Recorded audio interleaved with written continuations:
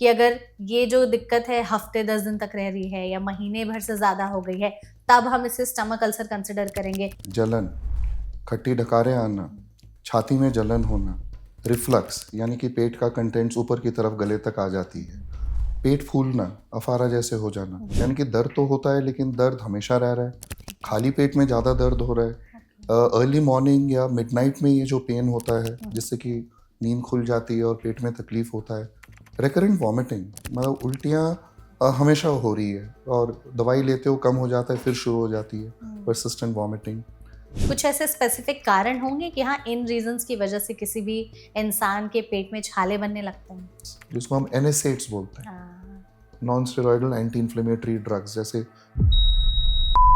ये जो हमारे पॉपुलर है टैबलेट्स जो है, ये सारे जो चीज़ें NSAIDs, तो ये अल्सर्स कॉज करती है। ये खाने की चीजें तो पक्का ही पेट में छाले करेंगी। जैसे कि ऑरेंजेस हो गए, लाइम हो गए, टोमेटो या टोमेटो बेस्ड प्रोडक्ट्स हो गए, ये इनफैक्ट ये बहुत सारे ये एडवाइस ना ट्रेडिशनल है, हाउस होल्ड घरेलू एडवाइस है कि अगर आपको एसिडिटी या अल्सर का प्रॉब्लम है तो ये ना लें। किसी को स्टमक अल्सर हो गया तो आप एडवाइस करते हैं कि हाँ, ये खाइए तो आपको मदद मिलेगी हीलिंग में।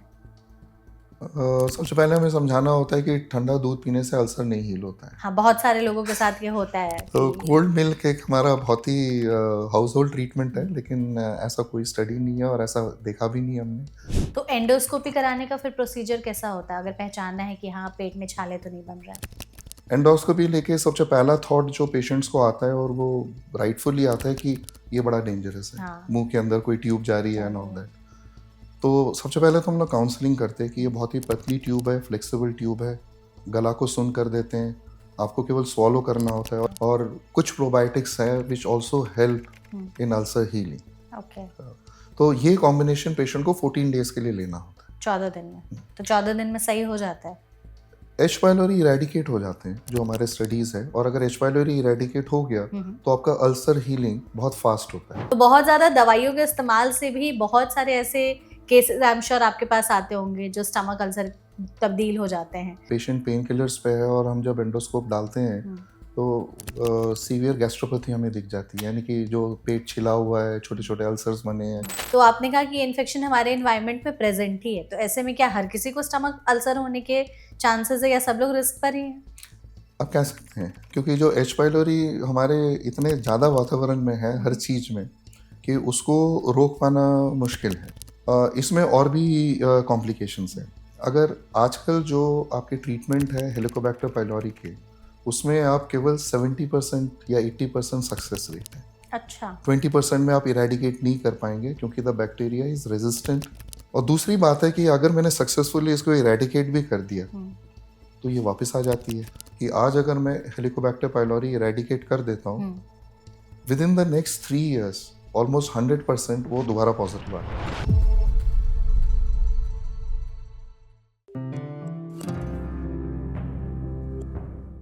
कभी आपके पेट में ऐसा दर्द हुआ है जिससे लेकर आप काफी ज्यादा तकलीफ में चले गए हो? पेट में बर्निंग सेंसेशन होने लगे, कुछ खाते ही पेट में अचानक से जकड़न होने लगे, या पेट में ऐसा दर्द लगे कि बहुत ज्यादा गैस या एसिडिटी बन रही है और आपने उसके लिए क्या खाया? एक एंटासिड खा लिया या फिर पेन किलर खा लिया, और यही चीज बार बार हो रही है और आप लंबे समय तक पेन किलर्स के सहारे, एंटासिड्स के जो सहारे हैं, अपने पेट दर्द को बार बार कम कर रहे हैं। बट हो सकता है ये स्टमक अल्सर हो, यानी आपके पेट में छाले बन रहे हो।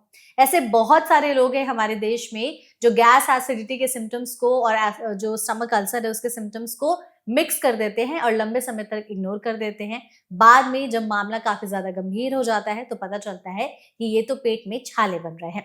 तो अगर आप भी स्टमक अल्सर के बारे में हर डिटेल जानना चाहते हैं तो एकदम सही जगह पर आए हैं। आज के इस पॉडकास्ट सेशन में हम स्टमक अल्सर के बारे में ही बहुत ही डिटेल जानकारी समझने और जानने की कोशिश करेंगे, जिसके लिए इस सेशन में हमारे साथ जुड़े हैं डॉक्टर भास्कर नंदी, जो कि डायरेक्टर और एचओडी हैं गैस्ट्रोएंटरोलॉजी और hepatology department Sarvodaya health care में। तो डॉक्टर, सबसे पहले तो इस सेशन में आपका बहुत बहुत स्वागत है। नमस्कार। थैंक यू सो मच हमारे साथ इस सेशन में जुड़ने के लिए। और आई एम श्योर कि आपके पास ऐसे बहुत सारे पेशेंट्स केसेस लेकर के आते होंगे पेट में छाले बनने के, और उसमें से ऐसे कई लोग होंगे जो इसे गैस या एसिडिटी समझ करके लंबे समय तक इग्नोर कर रहे होंगे। शुरुआत हम पॉडकास्ट के इसी से करेंगे। पहले तो बेसिक में समझाइए कि पेट में छाले क्यों बनते हैं, क्या होते हैं पेट में छाले बनने का मतलब, ताकि हमारी ऑडियंस को एक आइडिया लग जाए कि हाँ, स्टमक अल्सर जैसी भी कोई चीज़ होती है। बहुत ही रेलेवेंट टॉपिक है ये जो सवाल भी आपने पूछा, बहुत ही रेलेवेंट है इसके लिए। अ, अगर मैं अपनी ओपीडी देखूँ तो उसमें से 50 to 60% पेशेंट्स इसी सिम्टम्स लेके आते हैं, यही वाले एसिडिटी, गैस और मे बी उनको अगर अल्सर हो कि ना हो। अगर हम सिम्टम्स की बात करें, पेशेंट को जो तकलीफ होती है, जैसे ऊपर वाले पेट में दर्द, जलन, खट्टी डकारें आना, छाती में जलन होना, रिफ्लक्स यानी कि पेट का कंटेंट्स ऊपर की तरफ गले तक आ जाती है, पेट फूलना, अफारा जैसे हो जाना वगैरह। तो ये सारे सिम्टम्स बड़े कॉमन हैं। ये सारे जो सिम्टम्स हैं हम एसिडिटी एंड गैस को एट्रीब्यूट करते हैं। ठीक है। तो अगर मैं 10 ऐसे पेशेंट देखूं तो इसमें से 1 या 2 पेशेंट यही सिम्टम वाले अल्सर के होंगे। Okay. Majority acidity and gas without ulcers, but ulcers के सिम्टम्स भी यही है। अच्छा, दोनों के सिम्टम्स भी सेम है। सिमिलर प्रेजेंटेशन है। तो फिर हमें डाउट कहाँ होता है कि हो सकता है ये plain and simple acidity gas के बियॉन्ड है, अल्सर बन रहे हैं अभी। तो कुछ हम इसको अलार्म फीचर्स बोलते हैं, ठीक है। Alarm science. Red flags. तो अलार्म फीचर्स या रेड फ्लैग्स आप कह लीजिए, उसमें है परसिस्टेंट पेन, यानी कि दर्द तो होता है लेकिन दर्द हमेशा रह रहा है। खाली पेट में ज़्यादा दर्द हो रहा है। अर्ली मॉर्निंग या मिडनाइट में ये जो पेन होता है जिससे कि नींद खुल जाती है और पेट में तकलीफ होता है। रिकरेंट वॉमिटिंग, मतलब उल्टियाँ हमेशा हो रही है और दवाई लेते हो कम हो जाता है, फिर शुरू हो जाती है persistent vomiting.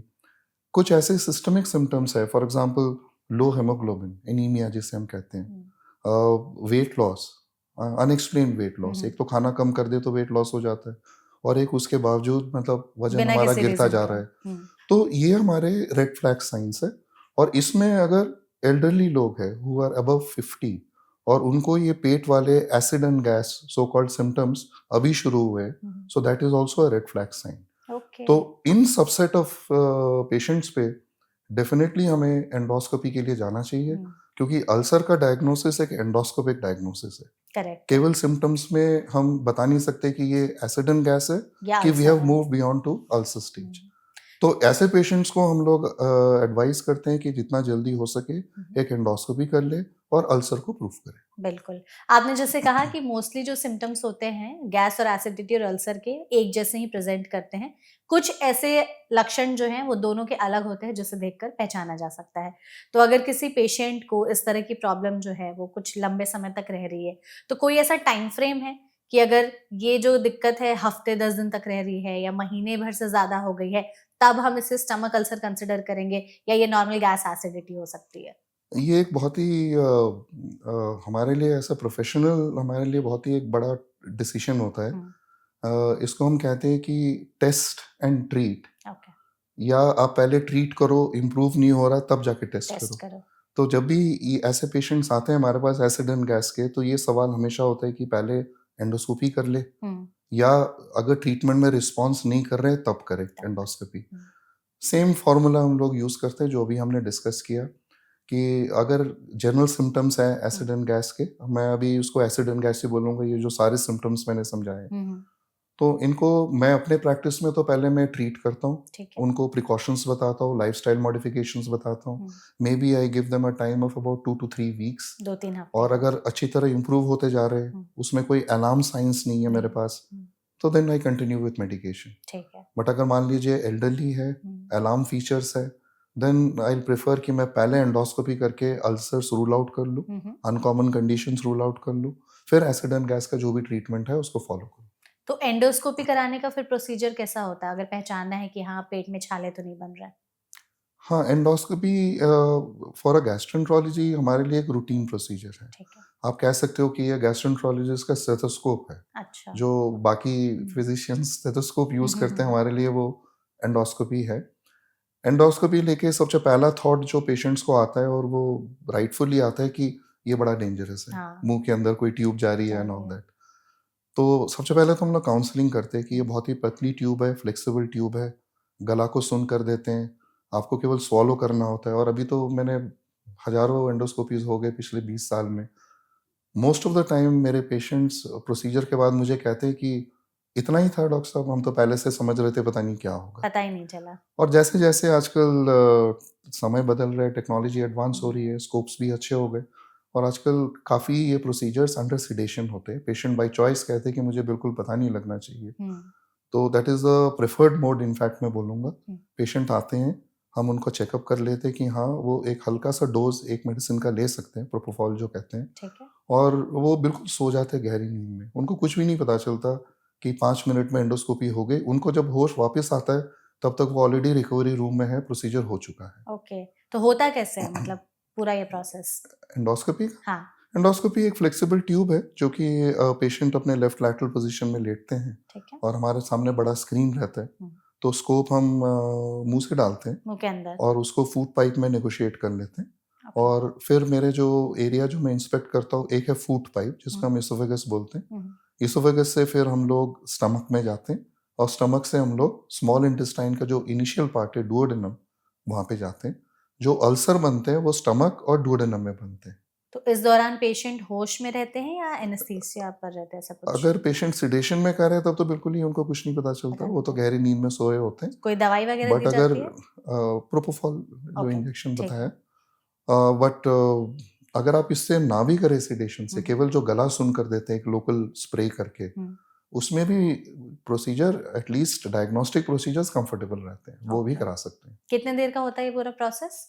May be 5 to 6 minutes, 5 to maximum 6 10 minutes, minute. Depending कि हमारे क्या फाइंडिंग्स है, कैसे हैं। हम्म, इसमें हम बहुत सारे इंपॉर्टेंट चीज़ें देखते हैं। एक तो फूड पाइप में छिल गया है कि नहीं देखते, हाँ। क्योंकि फूड पाइप एसिड को टॉलरेट करने के लिए तैयार नहीं बनी है। हम्म, तो स्टमक का एसिड अगर फूड पाइप में आ रहा है, जिसको हम लोग हार्ट बर्न बोलते हैं, हम्म, जलन होता है, रिफ्लक्स होता है, खट्टी डकारें आ रही है, दैट मीन्स पेट का जो एसिड है वो वो ऊपर हमारे है। फूड पाइप में आ रहा है, तो वो फूड पाइप को डैमेज कर सकता है, इसोफेजाइटिस या इसोफेजियल अल्सर्स। सेकेंड चीज हम जो देखते हैं कि ये जो एक स्फिंक्टर होता है between the food pipe and the stomach, hmm, ये एक्चुअली बंद रहता है ताकि स्टमक का कंटेंट ऊपर ना आ पाए। अच्छा। कई पेशेंट्स में ये स्फिंक्टर बड़ा लैक्स होता है, लूज होता है, हम्म, और कई पेशेंट्स में हाइटस हर्निया हम लोग लिखते हैं एंडोस्कोपी में, यानी कि स्टमक पुल्ड अप होता है थोड़ा सा चेस्ट में, अच्छा। डायफ्राम के ऊपर रहता है। हम्म, तो ऑब्वियसली वो स्फिंक्टर बंद नहीं कर पाता, क्योंकि हम्म, वो जो स्टमक मसल है काफी थिक है फूड पाइप के मसल के हिसाब से, तो उसको हम कॉन्ट्रैक्ट नहीं कर पाते। हम्म, तो दे आर मोर प्रोन कि वो एसिड ऊपर की तरफ आता रहता है, और ये पेशेंट्स रिफ्लक्स वाले पेशेंट होते हैं, जिसको GERD बोलते हैं, गैस्ट्रो एसोफेजियल रिफ्लक्स डिजीज। ठीक है। उसके बाद हम स्टमक में जाके अपने देखते हैं गैस्ट्राइटिस है कि अल्सर्स है कि क्या है, कैसे और पता फाइनली चलता है कि वो डोरनम है। अल्सर है एंडोस्कोपी में? By definition medically ulcer is defined as कि जो mucosal break of more than 5 millimetres. अगर मैं सिंपल भाषा में बोलूँ, घाव। हाँ। तो हमें घाव दिखते हैं तरह तरह के, या तो उनका बेस क्लीन होता है या उसमें थोड़ा सा स्लफ पड़ा रहता है, एक अनहेल्दी लुकिंग म्यूकोसा होता है। ओके। तो अगर हम अल्सर देखते हैं, अगर डोडेनम में दिखता है और पेशेंट का हिस्ट्री भी एसिड एंड गैस का है, पेन का है, तो हमें बायोप्सी लेना जरूरी नहीं होता डोडेनम में, ठीक है। क्योंकि मोस्टली वो एसिडिक अल्सर्स होते हैं या एच पाइलोरी के कारण होते हैं। बट अगर हम स्टमक में अल्सर देखते हैं तो यूजुअली हम लोग एक बायोप्सी लेते हैं उसमें, क्योंकि कभी कभी बहुत ही रेयर केस में वो थोड़े से अलग कंडीशंस निकल आते हैं, जैसे गैस्ट्रिक कैंसर भी हो सकता है या अच्छा। कुछ अलग कॉजेज। तो they are in a minority, but हमारा काम है कि even one case should not be missed out on this. Check करना तो अच्छे से उसमें हम जरूरी लोग है। बायोप्सी लेते हैं। बायोप्सी थ्रू द स्कोप ही होता है, पेशेंट को कुछ नहीं पता पता चलता, चलता ये है। म्यूकोजल बायोप्सी है। ठीक है। तो अगर पेट में छाले बन रहे किसी के, आपने इसको पता लगा लिया, कुछ ऐसे स्पेसिफिक कारण होंगे कि हाँ इन रीजंस की वजह से किसी भी इंसान के पेट में छाले बनने लगते हैं?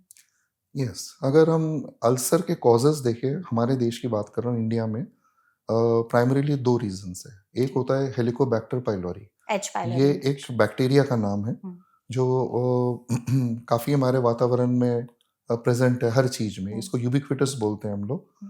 And 90% of our adult population India के, they are actually H pylori positive, अगर हम टेस्ट करें तो। H pylori causes ulcers, and the second largest cause is pain killers, जिसको हम NSAIDs बोलते हैं, non steroidal anti inflammatory drugs, जैसे ब्रूफेन ले लिया आपने या नेप्रोक्सन ले लिया, ये जो हमारे पॉपुलर है, कॉम्बीफ्लैम ले लिया हमने, टैबलेट्स जो है, ये सारे जो चीज़ें हैं NSAIDs, तो ये अल्सर्स कॉज करती है। तो ये दो मेन रीजंस हैं हमारे इंडिया में। बाकी कुछ अनकॉमन कॉजेज है, जो चीज़ मैं यहाँ पे बताना चाहता हूँ कि they may be the causes, but जो एग्रीवेट करते हैं वो हमारे lifestyle, and lifestyle. That depends on not only what we are eating, क्या हम्म। हम खा रहे हैं, बट कैसे खा रहे हैं, हमारे एनवायरनमेंट पे, हमारे लाइफस्टाइल पे, हम सेडेंट्री है, एक्टिव है, तो वो सब चीज़ें ज़रूर इसमें बहुत इन्फ्लुएंस करते हैं कि हम्म। आप कितना जल्दी अल्सर आप हील कर सकते हो या नहीं हील होता है। They may not be the cause, but actually influence बहुत करते हैं ये चीज़ें। बिल्कुल। आपने जैसे डॉक्टर 2 मेन कारण हमें बताए, एक तो इन्फेक्शन बताया आपने और दूसरा कहा over use of pain killers जो हैं, और एक भी अगर इसमें हम ऐड कर लें तो हमारी लाइफ़स्टाइल भी है। तो ये 2-3 मेन कारण हैं। अगर हम एच पाइलोरी इन्फेक्शन के बारे में बात करें, तो आपने कहा कि ये इन्फेक्शन हमारे एनवायरनमेंट में प्रेज़ेंट ही है। तो ऐसे में क्या हर किसी को स्टमक अल्सर होने के चांसेज़ है या सब लोग रिस्क पर ही हैं? आपने एक्चुअली बहुत ही इम्पोर्टेंट क्वेश्चन पूछा, हुँ, जो हमारे प्रोफेशनल्स के लिए ये एक बहुत ही बड़ा डिबेट चलता है हुँ, कि हेलिकोबैक्टर पाइलोरी अगर मेजॉरिटी ऑफ इंडियंस में है हाँ, तो हम इसको कैसे ट्रीट करें वही। और क्यों ट्रीट करें। हुँ, इसमें और भी कॉम्प्लिकेशंस हैं। अगर आजकल जो आपके ट्रीटमेंट है हेलिकोबैक्टर पाइलोरी के, उसमें आप केवल 70% या 80% सक्सेस रेट है। अच्छा, 20% में आप इरेडिकेट नहीं कर पाएंगे क्योंकि the bacteria is resistant to जो भी ड्रग्स आप दे रहे हो। ओके, 3 दवाई दे रहे हो कि 4 दवाई दे रहे हो, एक किट होता है ये। ठीक है। और दूसरी बात है कि अगर मैंने सक्सेसफुली इसको इरेडिकेट भी कर दिया हुँ, तो ये वापस आ जाती है। अच्छा। अब अगर स्टडीज है both published and hmm, unpublished, हमारे ऑब्जर्वेशंस है कि आज अगर मैं हेलिकोबैक्टर पाइलोरी इरेडिकेट कर देता हूँ, hmm. Within the next 3 years almost 100% वो दोबारा पॉजिटिव आ जाता तो वापस आ जाएगा उस पेशेंट है। में तब भी अगर उसने अपनी लाइफ़स्टाइल सुधार ली और सब चीज़ें ठीक कर ली उसके बावजूद भी? आप कह सकते हैं क्योंकि जो एच पाइलोरी हमारे इतने ज़्यादा वातावरण में है हुँ, हर हुँ। चीज़ में कि उसको रोक पाना मुश्किल है। किन चीज़ों में मतलब है फिर भी अगर हम समझे तो? It is there in food, water, environment, आप कुछ भी कह लीजिए, इट सब इज़ जगह? Present, it is present. Okay.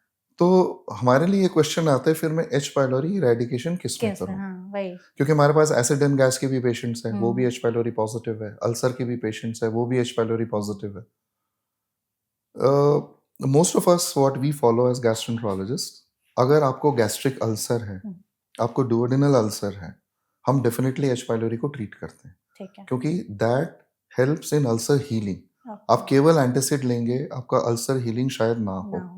तो उसमें एच पाइलोरी का ट्रीटमेंट लेना कंपलसरी अनिवार्य है। क्या है ट्रीटमेंट एच पाइलोरी इन्फेक्शन को हाँ, हटाने के लिए? इसके पहले मैं 2 और कंडीशंस बता देता हूँ हुँ, जिसमें हुँ, हम लोग डेफिनेटली ट्रीट हुँ, करते हैं।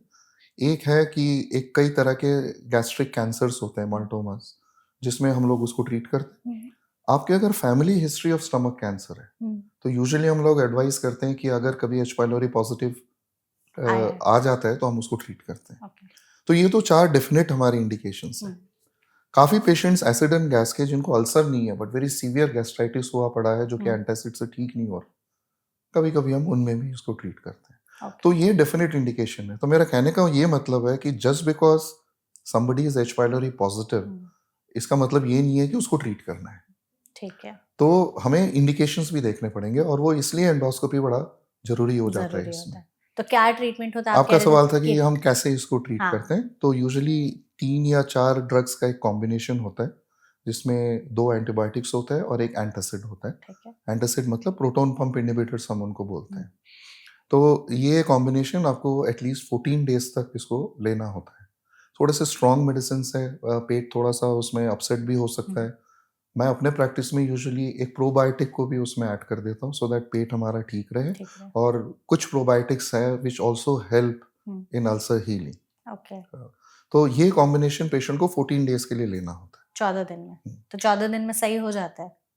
एच पाइलोरी इरेडिकेट हो जाते हैं जो हमारे स्टडीज़ है, और अगर एच पाइलोरी इरेडिकेट हो गया हुँ, हुँ। तो आपका अल्सर हीलिंग बहुत फास्ट होता है। तो अल्सर हीलिंग हो जाती है। वो फिर कितने दिन में ठीक हो जाएगा? यूजुअल टाइम हम लोग 4 वीक्स का लेते हैं 4 अल्सर हफ्ते। हीलिंग का। हुँ, डुओडेनल अल्सर के लिए दोबारा एंडोस्कोपी करके चेक करने की ज़रूरत नहीं होती। हुँ, बट गैस्ट्रिक अल्सर में in many cases, in most of the cases let's say, दोबारा हम लोग दोबारा एक बार करके कंफर्म कर लेते हैं कि कि ठीक हुआ कि अल्सर नहीं? हील हो गया। हुँ, क्योंकि नॉन हीलिंग अल्सर एक अलग सब्जेक्ट है, उसके अच्छा। अलग कॉजेज़ आ जाते हैं। तो स्टमक में वो बड़ा इंपॉर्टेंट है कि वी इंश्योर कि the ulcer has healed completely. Completely okay.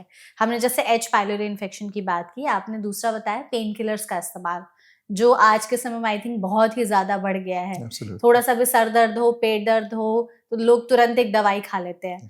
मतलब मुझे तो ऐसा लगता है कि लोग टॉफी की तरह जो है दवाइयां खाना उन्होंने स्टार्ट कर दिया, और वो भी कई बार बिना किसी डॉक्टर के गाइडेंस के ओवर द काउंटर जाकर के ले लिया। हाँ, वो हेडेक, हर हेडेक यहाँ हम्म, पे बोलते हैं कि मुझे माइग्रेन है, मैं तो ये लेना ही पड़ता है। हाँ। बैक एक्स, बॉडी एक्स, जो एक्चुअली बॉडी मतलब डीकंडीशन बॉडी है, फिटनेस नहीं है। उसमें जो एक्स एंड पेन्स होते हैं, उसमें भी तो तुरंत इंस्टेड ऑफ लगता trying to make our body fit, yes हम लोग एक इजी एक्सेस पेन किलर्स का ले लेते ले हैं। लेते हैं, बिल्कुल। और हम बॉडी को हील होने का टाइम भी नहीं देते हैं कि चलो कुछ पेन हो रहा है तो थोड़ा बहुत बर्दाश्त करके खुद ही देखें कि बॉडी हील हो रही है कि नहीं हो रही है, हम तुरंत दवाइयों पर चले जाते हैं। तो बहुत ज्यादा दवाइयों के इस्तेमाल से भी बहुत सारे ऐसे केसेस आई एम श्योर आपके पास आते होंगे जो स्टमक अल्सर तब्दील हो जाते हैं। तो ऐसे में आप उन लोगों को क्या एडवाइस देंगे कि इतना दवाइयों का इस्तेमाल बढ़ गया है जिसकी वजह से जो है पेट में छाले की दिक्कत बढ़ गई है? एज एन एंडोस्कोपिस्ट हमारे लिए बड़ा कॉमन है कि पेशेंट पेन किलर्स पे है और हम जब एंडोस्कोप डालते हैं तो सीवियर गैस्ट्रोपैथी हमें दिख जाती है, यानी कि जो पेट छिला हुआ है, छोटे छोटे अल्सर्स बने हैं, ये एक्चुअली बड़ा कॉमन है। मतलब अगर हम एंडोस्कोप नहीं डालते तो शायद हमें नहीं पता लगता वो है, बट अगर हम स्कोपी करते हैं तो हमें ये दिख जाते हैं। इनफैक्ट अगर अगर आप हमारे लिटरेचर को सर्च करेंगे तो उसमें सबसे ज़्यादा बड़ा सबसेट होता है जो कार्डियक पेशेंट्स जिनको इकोस्प्रिन टैबलेट लेना होता है। बहुत ही लो डोज पे लेते हैं 75 मिलीग्राम्स, और वो लाइफ लॉन्ग है अपने स्टेंट्स को पेटेंट रखने के लिए। Even that can cause gastric irritations, ulcerations, gastritis. तो ये एक बहुत बड़ा डिलेमा होता है कि इनको क्या कंटिन्यूसली हम लोग एंटासिड्स पे रखें, क्योंकि जो कि शायद हम लोग आगे डिस्कस करेंगे कि ये एंटासिड्स का भी साइड इफेक्ट्स होते हैं। ये बिल्कुल उतने सेफ नहीं है कि नहीं जैसे है। हम काउंटर में जाके खरीद लिए और खाते रहते हैं। इनफैक्ट मैं काफ़ी सरप्राइज होता हूँ कि at least half of my patients ये ऐसा रूटीन लेते हैं कि सुबह उठ के हम वो गैस वाली गोली खा लेते खा हैं। लेते हैं। ये एक बड़ा कॉमन स्टेटमेंट है। कब से खा रहे हो? नहीं, ये तो सालों साल से खा रहे हैं हमने। तो ये भी बड़ा कॉमन है, तो उसके साइड इफेक्ट्स बहुत हैं। क्या साइड इफेक्ट्स होते हैं एंटासिड्स के? सबसे पहले तो फर्स्ट ऑफ ऑल उनका हमारे बहुत सारे इंपॉर्टेंट न्यूट्रिएंट एब्जॉर्प्शन में फर्क पड़ता है। कैल्शियम एब्जॉर्प्शन, ऑस्टियोपोरोसिस हो जाता है, फिर अच्छा। आयरन एब्जॉर्प्शन, एनीमिया आ जाता है, रीनल डिसफंक्शन, वो हमारे किडनी फंक्शंस को धीरे धीरे, सीरम क्रिएटिनिन आपके वैल्यूज बढ़ते रहते हैं, आपका रीनल डिसफंक्शन शुरू हो जाता है, makes you vulnerable to infections. हमें ये जानना जरूरी है कि एसिड बॉडी में, स्टमक में जो बनता है, वो एक इम्पॉर्टेंट नेचर का एलिमेंट है to prevent infections to go in. वो हमारा फर्स्ट बैरियर है अगेंस्ट इन्फेक्शन, और हम ये पावरफुल एंटासिड्स लेके उसको जीरो कर देते हैं। तो we get prone to more infections. और मुझे कभी कभी ये लगता है, हालांकि ये स्टडीज में प्रूव करने हैं, कि इनका इफेक्ट भी चला जाता है। ये जो लोग रेगुलरली सालों साल महीनों तक लेते रहते हैं, एक्चुअली उसका कोई इफेक्ट भी नहीं रहता वहाँ पे। बिल्कुल। तो ऐसे में कुछ लोग तो होते हैं जो खुद से ले लेते हैं, कुछ लोगों की दवाइयाँ चल रही होती हैं ऑलरेडी डॉक्टर के गाइडेंस या मेडिकेशन में, तो उन्हें भी कई बार दे दिया जाता है एंटासिड, कि कई ऐसी दवाइयाँ रहती हैं जिसकी वजह से गैस बनता है। तो ऐसे में अगर कोई डॉक्टर के गाइडेंस में मेडिकेशन में ले रहा है 3-4 महीनों के लिए गैस की गोली, तो क्या उसमें भी चांसेस है स्टमक अल्सर होने के? नहीं, अल्सर तो नहीं होंगे। अल्सर हीलिंग के लिए ले रहे हैं, बट आप जो सवाल पूछ रहे हैं उसका ये हमारे प्रैक्टिस में मैं क्या करता हूँ, there is a concept of intermittent on demand therapy, इसको बोलते हैं। ओके। अगर मान लीजिए जैसे रिफ्लक्स के पेशेंट्स होते हैं, या कुछ गैस्ट्राइटिस वाले पेशेंट होते हैं जिनको थोड़ा सा लॉन्ग टर्म इन एंटासिड्स की जरूरत होती है, पीपीआई, प्रोटॉन पंप इनहिबिटर्स हम बोलते हैं। तो ये 3-4 महीने शायद उनको लेना होता है, तो हम लोग इसको ना इंटरमिटेंट देते हैं। फॉर एग्जाम्पल आपने 2 महीने तक लगातार लिए, आपके सिम्टम्स काफी सेटल हो गए, फिर इसको हम लोग ग्रेजुअली थोड़ा टेपर ऑफ करके 1-2 महीना बंद रखने की कोशिश करते हैं। अच्छा। तो उस पीरियड में उतना जल्दी सिम्टम्स वापस नहीं आते। फिर धीरे धीरे जैसे ये बिल्डअप होता है और पेशेंट को लगता है कि नहीं, I am back with my symptoms, हम उसको रीस्टार्ट कर देते हैं। बट बीच में ये जो 1-2 महीने का गैप देते हैं, उसमें बॉडी काफी रिकवर कर जाता है। हमारे जो एसिड सेल्स है जिनको हमने खत्म कर रखे थे, वो दोबारा रीजनरेट होकर अपना नॉर्मल फिजियोलॉजिकल काम करने लगते हैं। So the solution to long term therapy is intermittent on demand therapy बोलते हैं इसको। That is the better way of taking, rather than कि रोज सुबह उठ के एक अपना गैस की गोली ले लो, खा लो बिना किसी उसके भी। तो ये तो गलत चीज है। कभी कभी आई थिंक खाना इज फाइन, कि अगर वंस इन अ वाइल खा लिया ज्यादा दिक्कत हो रही है या उससे भी प्रॉब्लम हो आपके सकती है? पास ना ऑप्शंस है, फॉर एग्जांपल एक सिंपल एंटासिड्स है हम्म, जिसमें कि मैग्नीशियम एल्युमिनियम के जो सिरप्स आते हैं, मिक्सचर्स आते हैं। हम्म, तो मेरे ख्याल से अगर आपके सिम्टम्स कभी कभी है, it hmm, is better to take that rather ठीक है। Then start on tablets. ये टैबलेट्स। जो होते हैं, हम्म, ये टैबलेट्स यूजुअली यार बनाए गए हैं for a course, hmm, not कि एज एंड व्हेन रिक्वायर्ड। हालांकि हाँ, इसका यूज एंड अब्यूज बहुत होता है। बिल्कुल। एक प्रैक्टिकल वे आउट है कि आज थोड़ा पेट ठीक नहीं लग रहा तो हमने एक खा ले ली। लेंगे, हाँ। अब एग्जैक्टली वन और दो टैबलेट लेने से क्या होगा, मेरे ख्याल से कुछ भी नहीं होगा हम्म, नुकसान। बट ये इसके लिए बने नहीं है, बने हैं इसका एक कंप्लीट कोर्स के लिए बने हैं। करेक्ट। अगर रेगुलर यूज करे बिना गाइडेंस के तो उसकी हाँ, वजह से तो इट दिक्कत इज़ हो बेटर टू सकती है। कंसल्ट कि ऐसा क्यों हो रहा है, बिल्कुल। और मैं अपने लाइफस्टाइल में क्या चेंज कर सकता हम्म, हूँ कि मुझे ये acid and gas and subsequently ulcer की ये चीज़ कम हो। लेनी ना पड़े। तो मेरे ख्याल से उसमें अगर मैं कंसंट्रेट करूँ, that is better hmm, rather than medication. हम उसी पर ही आते हैं, अब लाइफस्टाइल ही पर बात करते हैं। आपने हमें दो चीजें बताई कि एक एच पाइलोरी और एक पेन किलर, इन दोनों की वजह से स्टमक अल्सर होता है। और इसमें भी हमारी लाइफस्टाइल जो है वो इन चीजों को और बढ़ावा दे देती है। तो हम आए दिन हम सब जानते हैं कि हमारी डाइट जो है वो 360 डिग्री पूरी तरह से चेंज हो चुकी है। हम अच्छा नहीं खा रहे हैं। तो स्पेसिफिक कुछ ऐसे फूड आइटम्स हैं कि हाँ ये खाने की चीजें तो पक्का ही पेट में छाले करेंगी? Let's begin with talking about gut health. ठीक अगर है। हमें अपना पूरे डाइजेस्टिव पावर को हम ठीक रखें, हम्म, और जिसमें ऑब्वियसली एसिड सिक्रीशन भी कम होगा, हम्म, डाइजेशन बेटर होगा, हम्म, तो हमारे जो सिम्टम्स है जो हमने शुरू में डिस्कस किए थे, हम्म, pen, burning, bloating, hmm, reflux, तो ये सारी चीज़ें कम होंगे। ठीक है। तो उसमें सबसे पहला रिक्वायरमेंट आता है maintenance of body weight. Okay. जितना ज़्यादा हम लोग ओबीज या ओवरवेट होते हैं, स्पेशली जो हमारा सेंट्रल ओबेसिटी है, जितना तोन निकलता है हमारा बाहर, उतना जो मैंने डिस्कस किया था वो स्फिंक्टर लूज होता है, हम्म, उतना रिफ्लक्स ज़्यादा होता है, उतना ब्लोटिंग ज़्यादा होता है। Okay. Those who are overweight, hmm, उनको अपना वेट टाइम पे रिडक्शन होना चाहिए ताकि आइडियल बॉडी वेट रेंज में पहुंच जाए। हम्म, जो सिडेंट्री है वो अपना फिजिकल एक्टिविटी शुरू एक्टिविटी कर ले। शुरू कर। आमतौर से आजकल मुझे ये जवाब दिया जाता है, और मैं भी खुद इसके लिए, मतलब I am also not doing it right as a doctor, कि हमारा होल डे अपने काम में ही चला जाता है। हाँ, पूरा दिन ऑफिस हम में। उसी को मान लेते हैं कि मेरे तो इतने स्टेप्स हो जाते हैं, मैं तो उसी में वॉकिंग कर लिया, वो मेरा एक्सरसाइज हो गया। एक्चुअली ये नहीं होता है। Hmm, for any exercise to be effective, it has to be sustained हाँ, एटलीस्ट फॉर 15-20 मिनट्स। तो मैं अगर सारे दिन में 10,000 स्टेप्स चल लूँ, हम्म, बट मैंने कैसे चले वो, यहाँ से उठ के गया फिर बैठ गया, फिर 2 मिनट के बाद फिर बैठ गया, hmm, actually count wise you are good, but उसका इफेक्ट आपको नहीं मिल नहीं रहा है। मिलेगा। इससे अच्छा आप 6,000 स्टेप्स चले, बट उसको आप कंटिन्यूसली 30 मिनट्स तक चले, हाँ, so that is going to make a difference. तो फर्स्ट ऑफ ऑल है आपका आइडियल बॉडी वेट, एंड आपका लाइफस्टाइल में सिडेंट्री हो या फिजिकल एक्टिविटी हो, वो ठीक है। बहुत इंपॉर्टेंट है। हम्म, जो मील्स है, मील्स हमें कम खाने में कोई नुकसान नहीं है। मेरा तो एक ही एडवाइस सबको रहता है कि you want a good gut health, कम खाओ। कम खाओ। खाओ सब कुछ लेकिन कम खाओ। ठीक है। कम खाने से किसी को कोई नुकसान नहीं नहीं हुआ है। होता है। हमारी प्रॉब्लम आती है because of easy accessibility and availability of food, और हमें भूख भी नहीं लगता तो भी हम खाते हैं, हम्म, और हम अपने टेस्ट के हिसाब से खाते हैं, not as per our body requirement के हिसाब राइट। से खाते हैं। तो advice ideal small frequent meals rather than two full meals. Okay. Breakfast भी हमारे लिए इंपॉर्टेंट है कि सुबह मैं ज़्यादा देर खाली पेट नहीं रहता हूँ, हम्म, और लंच डिनर टाइम पे ले, डिनर अर्ली होना चाहिए, hmm, let's say by 8 o'clock we should ठीक फिनिश। है।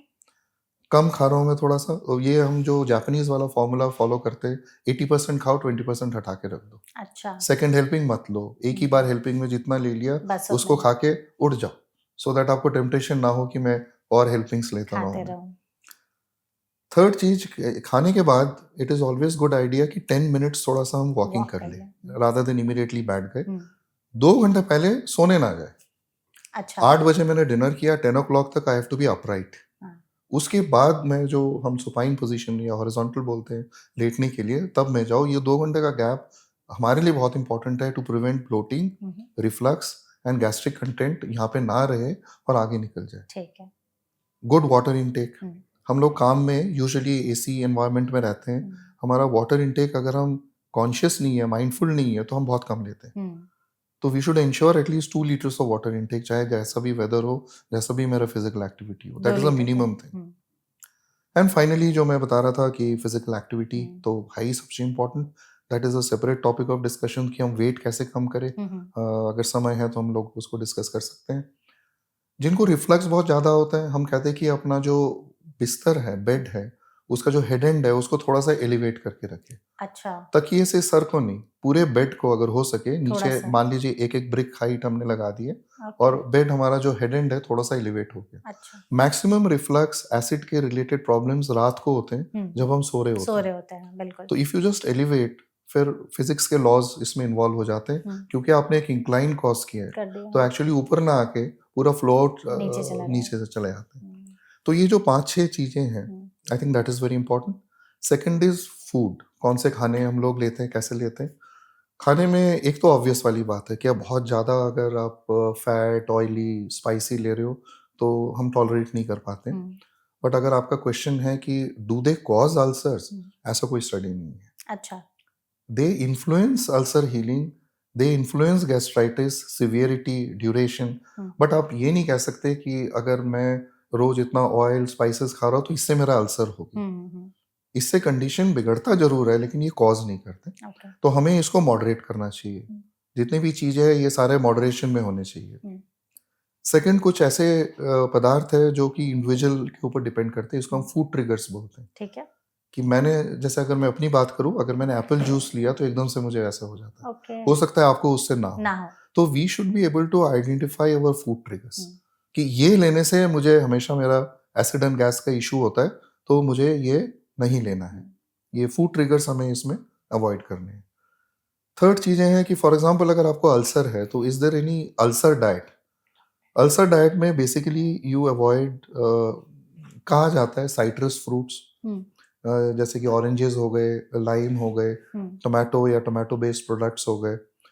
बट स्ट्रिक्टली स्पीकिंग ऐसा स्टडीज नहीं है। अगर हम साइंस की बातें करें, साइंटिफिकली प्रूवन, हुँ, ऐसा नहीं है कि दीज कॉज अल्सर्स। अल्सर्स। ये इनफैक्ट ये बहुत सारे ये एडवाइस ना ट्रेडिशनल है, हाउस अच्छा, होल्ड घरेलू एडवाइस है कि अगर आपको एसिडिटी या अल्सर का प्रॉब्लम है तो तो ये ये मत ना खाओ। लें। Hmm, we can follow that, hmm, but if you ask me कि मुझे बताओ ये कहाँ ऐसा स्टडी हुआ है, ऐसा स्टडीज नहीं। नहीं है। Similarly with T and coffee, ये बड़ा अच्छा, एक प्रचलित है कि अगर हम चाय कॉफी ज्यादा पिए तो अल्सर बन जाता हुँ, है। अगेन, मतलब we are talking of caffeine hmm, जो इसमें होता है।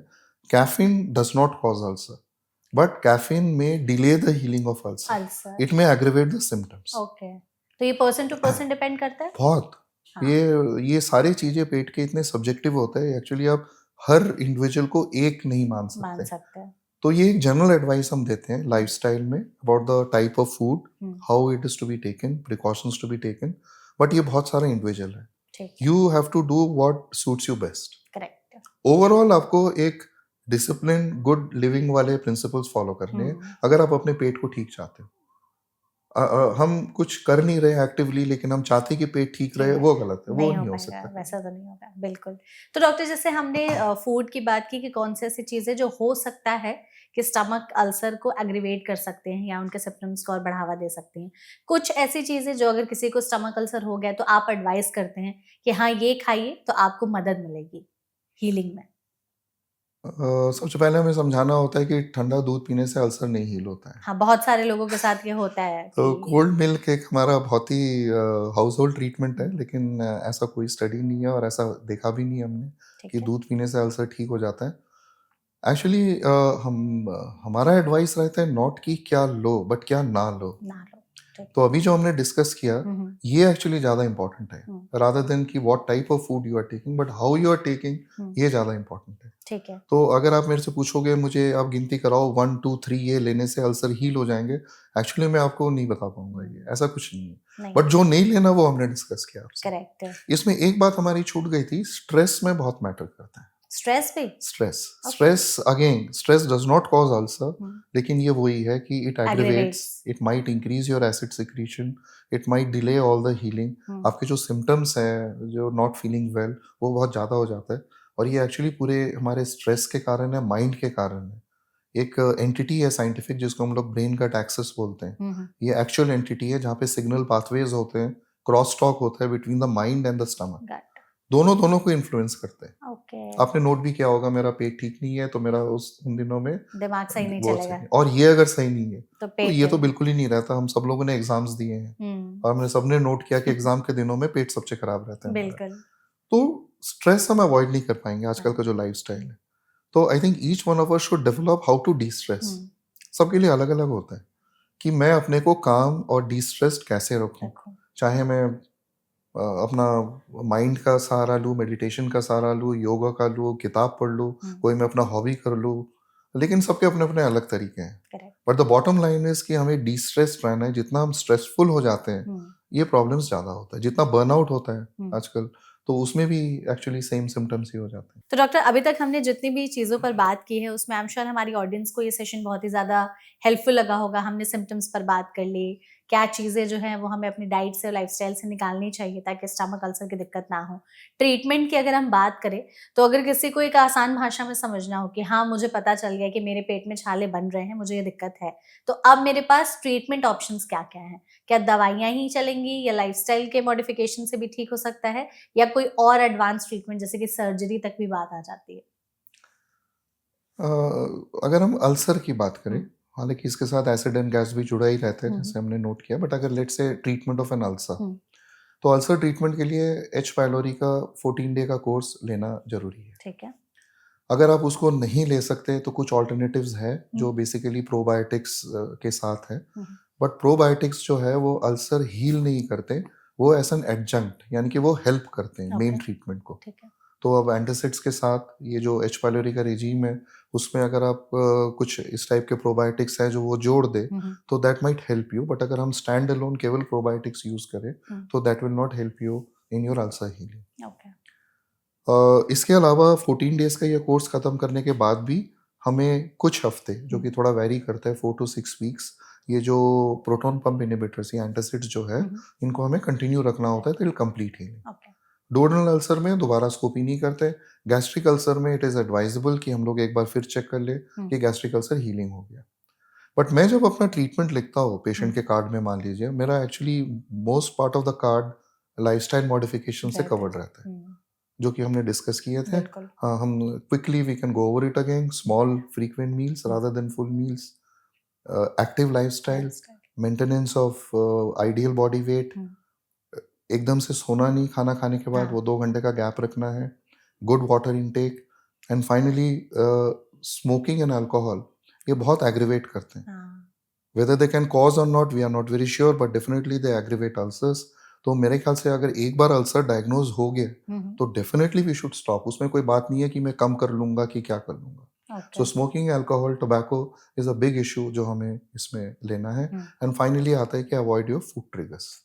तो ये लाइफस्टाइल मॉडिफिकेशन तो सबसे इम्पोर्टेंट है। करेक्ट। उसके बाद आप कह लीजिए कि ड्रग्स देते हैं just to help the whole process है, बट मेन जो है वो लाइफस्टाइल मॉडिफिकेशन से। एब्सोल्युटली, दोनों को साथ चलेगा तभी हमें एक लास्टिंग इफेक्ट मिलेगा। Otherwise it is just a question, ठीक होगा कुछ दिनों बाद फिर रिकरेंस वाली बात आ जाएगी। हाँ। बहुत ही कम केसेस में अल्सर्स हील नहीं होते। अच्छा, मोस्टली हो जाते हैं। आप कह दीजिए मेजॉरिटी हो जाते हैं, परसेंटेजेस तो नहीं दे पाएंगे, और लेट्स से 90% हील हो जाते हैं, but you are still left with about 10% of the patients जहाँ पे ये अल्सर्स हील नहीं होते।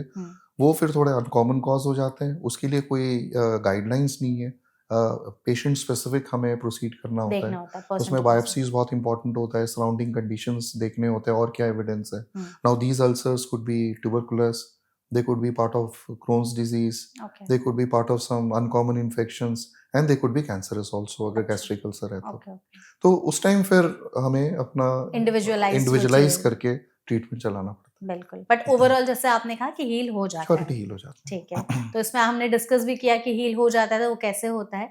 तो आई थिंक इस सेशन में ऑलमोस्ट हमने हर एक एस्पेक्ट को कवर करते हुए आपने बहुत ही ब्यूटीफुल तरीके से हर चीज़ को हमें समझाया, बताया है। आई एम श्योर ये सेशन हमारे ऑडियंस के लिए काफ़ी ज़्यादा हेल्पफुल होने वाला है। And thank you so much doctor हमारे साथ इस सेशन में जुड़ने के लिए और इतनी इंसाइटफुल चीज़ें शेयर करने के लिए। I hope you enjoyed the session. Thank you so much. Thank you so much. And audience, अगर आपके मन में अभी भी स्टमक अल्सर से रिलेटेड कोई और सवाल रह गए हो तो कमेंट सेक्शन के जरिए आप हमसे पूछ सकते हैं। हम पूरी कोशिश करेंगे डॉक्टर के जरिए ही उन सभी सवालों के जवाब देने के। ऐसे और भी सेशंस के लिए हमारे चैनल एनवीटी लाइफ को सब्सक्राइब और फॉलो करना बिल्कुल मत भूलिएगा। Thank you.